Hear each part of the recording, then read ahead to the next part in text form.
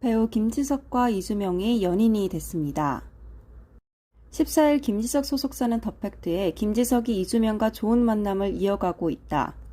따뜻한 시선으로 지켜봐달라고 전했습니다. 이주명 소속사 YG 엔터테인먼트 역시 열애 중인 게 맞다고 인정했습니다. 1981년생인 김지석은 2001년 리오 1집 그대 천천히로 데뷔했습니다. 이후 배우로 전향해 드라마 개인의 취향, 로맨스가 필요해, 또 오해영, 동백꽃 필무렵 등을 통해 시청자들을 만났습니다. 현재 ENA 예능 현묵화세에 출연 중입니다. 이주명은 1993년생으로 드라마 25, 21, 모래에도 꽃이 핀다 등에 출연했습니다. 지난달 31일 개봉한 영화 파일럿에도 출연하며 꾸준히 작품 활동에 임하고 있습니다. 12살 나이 차이가 나는 두 사람은 연기라는 공통점을 갖고 가까워진 것으로 알려졌습니다. 배우 송혜교와 서경덕 성신여대 교수가 강복절을 맞아 또 한 번 독립운동가의 뜻을 기렸습니다. 15일 서 교수는 자신의 인스타그램을 통해 송혜교의 후원을 받아 몽골 울란바토르에 위치한 이태준 기념관 안내서 1만 부를 기증했다고 밝혔는데요. 한국어와 몽골어로 제작된 이 안내서에는 이태준의 항일 독립운동 및 몽골에서의 활동, 생애 등을 소개하는 내용이 담겼습니다. 현재 이태준 임시기념관에 배치했고 향후 새롭게 문을 열 이태준 기념관에 비치할 예정입니다. 서 교수는 몽골을 방문하는 한국인 관광객이 늘어나는 요즘 독립운동가 이태준을 널리 알릴 수 있는 적기라고 판단해 안내서를 기증하게 됐다고 설명했습니다. 서 교수와 송혜교는 2007년부터 13년간 대한민국 기념일에 맞춰 해외에 남아있는 대한민국 독립운동 유적지의 안내서, 한글 간판, 독립운동가 부조작품 등을 기증하고 있습니다. 영화 파일럿이 쟁쟁한 신작들과 경쟁에도 1위를 유지하고 있습니다. 16일 영화관 입장권 통합 전산망에 따르면 파일럿은 광복절인 전날 20만 4,696명의 관객을 동원해 박스오피스 정상에 올랐습니다. 이로써 지난 14일 할리우드 블록버스터 에일리언 로뮬루스의 1위를 내준 지 하루 만에 탈환했습니다. 파일럿은 스타파일럿에서 하루아침에 실직자가 된 한정우가 파격 변신 이후 재취업에 성공하며 벌어지는 코미디 영화입니다. 2012년 스웨덴 영화 콕핏이 원작이며 조정석, 한선아, 이주명, 신승호 등이 출연합니다. 다수의 신작이 쏟아지고 있지만 흥행 열기는 개봉 3주차에도 여전히 뜨거운데요. 현재 파일럿의 누적 관객 수는 350만 2천여 명으로 이 추세라면 이번 주말 400만 명 돌파가 예상됩니다. 가수 아이유가 앙코르 콘서트도 전석 매진시키며 대체불가 솔로 아티스트의 자리를 공고히 했습니다. 16일 소속사 이담엔터테인먼트는 아이유가 9월 21일과 22일 양일간 서울 월드컵 경기장에서 2024 아이유 허 월드투어 콘서트 앙코르 더 위닝을 개최하는 가운데 12일 공식 팬클럽 유엔아 7기를 대상으로 한 선예매와 14일 일반 예매를 통해 전석 매진을 기록했다고 밝혔습니다. 이번 앙코르 공연은 올 3월 서울을 시작으로 8월 로스앤젤레스까지 5개월 동안 18개 도시를 돌며 팬들을 만난 아이유의 월드투어 대장정을 마무리하는 공연입니다. 9월 21일과 22일 양일간 서울 월드컵 경기장에서 진행됩니다. 아이유는 앙코르 콘서트를 통해 약 10만 명 이상의 관객을 모으며 국내 공연계에 새로운 역사를 쓰고 있는데요. 공연 당일 대규모 인파가 몰리는 만큼 소속사는 각종 안전에 총력을 기울이고 있다는 전언입니다.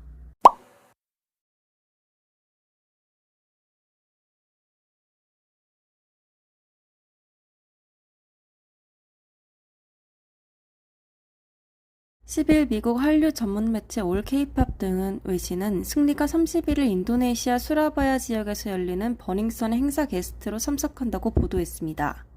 그러나 승리는 일간 스포츠와 인터뷰에서 기사에 나온 인도네시아 지역이 어딘지도 잘 모르고 해당 클럽에 갈 계획이 전혀 없다고 부인했습니다. 아울러 초상권 침해, 허위사실 공표에 따른 명예훼손 등 법적 대응을 시사했습니다. 이후 해당 이벤트 업체는 행사 취소를 공지하고 사과했습니다. 그런가 하면 12일 매일경제는 승리가 지난 10일 인도네시아 발리 지역 해변에 있는 한 클럽 등에서 여러 차례 목격됐다고 보도했습니다. 보도에 따르면 승리는 한국인으로 추정되는 여성들과 클럽에서 이야기를 나누고 다른 한국 관광객들에게 숙소에 함께 가자고 권유한 것으로 알려졌습니다. 승리는 2019년 버닝썬 게이트 주범으로 지목됐으며 2022년 성매매 알선, 성매매, 상습 도박 등 9개 혐의로 징역 1년 6개월을 선고받았습니다. 이후 수감 생활을 마치고 지난해 2월 출소한 그는 외국서 호화로운 파티를 즐기는 근황이 전해지는 등 끊임없이 논란이 되고 있습니다. 음주 상태에서 전동 스쿠터를 몬 혐의로 경찰에 입건된 그룹 방탄소년단 슈가의 논란이 계속되고 있습니다. 14일 동아일보는 슈가의 동선이 담긴 폐쇄회로를 공개했는데요. 영상 속 슈가는 6일 오후 11시 10분경 서울 용산구 나인원 한남 인근 보도를 순찰 중이던 경찰 기동대원 3명을 지나 나인원 한남 정문 앞에서 입구 안쪽으로 좌회전하는 과정에서 중심을 잃고 넘어졌습니다. 경찰 등에 따르면 슈가는 오후 11시경 작업실에 있던 자신의 전동 스쿠터를 탄 것으로 알려졌습니다. 또 작업실은 나인원 한남에서 약 500m 떨어진 것으로 확인됐습니다. 이에 일부 방송 등에서 보도한 전동 스쿠터를 타고 도로 위를 달리는 영상 속 인물은 슈가가 아닌 것으로 드러났습니다. 그러나 계속 드러나는 범법 행위에 팬들은 공분을 표출하고 있습니다. 13일 하이브 서욱 앞에는 슈가의 범법 행위를 질타하고 탈퇴를 요구하는 문구가 쓰인 화환이 펼쳐졌습니다. 또 방탄소년단의 음원 정보를 정리하고 공유 및 음원 스트리밍을 독려하는 팬 계정이 방탄소년단 음원 정보팀은 X에 빠른 결단을 부탁드립니다라는 글을 올렸고 15일 계정을 완전히 삭제했습니다. 반면 탈퇴 요구는 말도 안 된다는 목소리도 나옵니다. 일부 팬들은 커뮤니티에 보라색 리본 이미지를 공유하며 7명의 BTS를 지지한다는 글을 올리고 있습니다. 2014년 방탄소년단으로 데뷔한 슈가는 지난해부터 사회복무요원으로 대체 복무 중입니다. KBS가 광복절 일본 국가 기미가요를 들고 태극기를 잘못 표기해 논란이 됐습니다. 곧바로 사과했으나 시청자들의 공분은 사그라들지 않고 있습니다. 제79주년 광복절인 15일 KBS는 첫 방송으로 시사교양 프로그램 KBS 중계석을 통해 일본 배경의 오페라 페스티벌 나비 부인을 방송했습니다. 나비 부인은 제2차 세계대전 직후인 1900년대 일본 나가사키를 배경으로 한 오페라로 미국 해군 장교 핑커톤과 15살의 게이샤가 된 나비 부인의 결혼식 장면에서 일본의 국가 기미가요가 흘러나옵니다. 이와 관련해 KBS는 같은 날 입장문을 내고 공연예술 녹화중계 프로그램인 KBS 중계석 프로그램과 관련해 시청자분들께 우려와 실망을 끼친 점에 대해 사과드린다고 밝혔습니다. 이어 당초 6월 29일에 공연이 녹화됐고 7월 말에 방송할 예정이었으나 올림픽 중계로 뒤로 밀리면서 광복절 새벽에 방송됐다고 해명하며 앞으로 이런 일이 다시 발생하지 않도록 방송 경위를 진상조사해 합당한 책임을 묻는 등 제작에 더욱 주의를 기울이겠다고 덧붙였습니다. 아울러 930 뉴스 날씨 코너에서 배경화면 속 태극기 이미지가 반전된 상태로 송출됐는데요.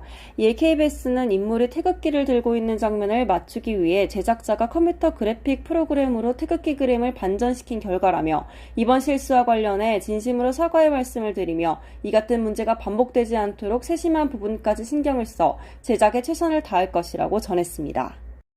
사과에도 시청자들은 분노를 표출하고 있습니다. 현재 KBS 시청자 게시판에는 수신료 납부 거부, 공영방송이 맞는지 부끄럽다 등의 댓글과 청원이 달리고 있습니다.